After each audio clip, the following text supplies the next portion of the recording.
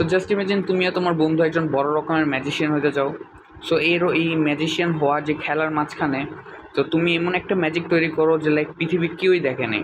So ম্যাজিকটা কি, এমন কি হয় ম্যাজিকে? তো এরকম একটা থিম নিয়ে আজকে আমি একটা মুভির ব্যাপারে কথা বলবো, দ্যাট ইজ দ্য প্রেস্টিজ।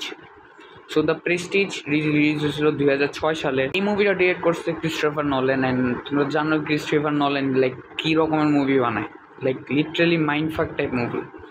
তার অনেকগুলি মুভি আছে যেসব আমি লাইক দেখছি, আর প্লাস দেখার ইচ্ছা আছে। লাইক ইন্টারস্টেলার দেখবো ভাবতেছি।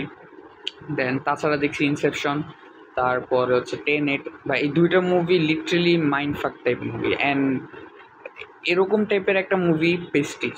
মুভির ব্যাপারে যদি আমি একটা বলতে চাই, টাইটেল হিসেবে দ্যাট ইজ যেটা বললাম, দুইজন বন্ধু আগে একসাথে ম্যাজিক করতো, এখন তারা চায় যে লাইক পৃথিবীর সবচেয়ে বড় ম্যাজিশিয়ান হয়ে যায়, তাই তারা আলাদা আলাদা আইডিয়া ট্রাই করে এবং তাদের মাঝখানে একটু ঝগড়া হয় যে কে কার আইডিয়া বেশি ভালো সামথিং।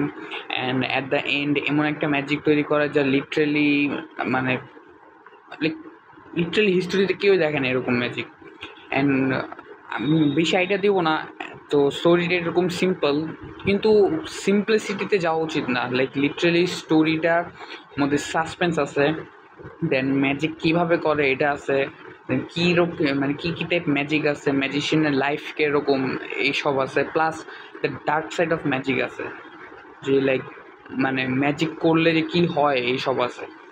অ্যান্ড দ্য টুইস্ট, ভাই এন্ডিংয়ে যা টুইস্ট দেখাইছে, আমি মানে এরকম টুইস্ট আশা করি না যে হবে। প্লাস এই মুভিতে যদি তুমি লাইক একটু প্রথম দিকে খেয়াল করো, তাহলে তুমি টুইস্টে এক্সপেক্ট করতে পারবা। দেখতে চাইলে লাইক একটু ভালো করে খেয়াল করলে টুইস্টটা দেখতে পারবা তুমি।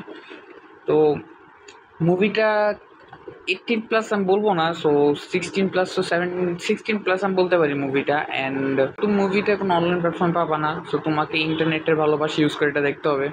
অ্যান্ড অফকোর্স আমার মতে এটা একটা মাস্ট ওয়াচ একটা মুভি।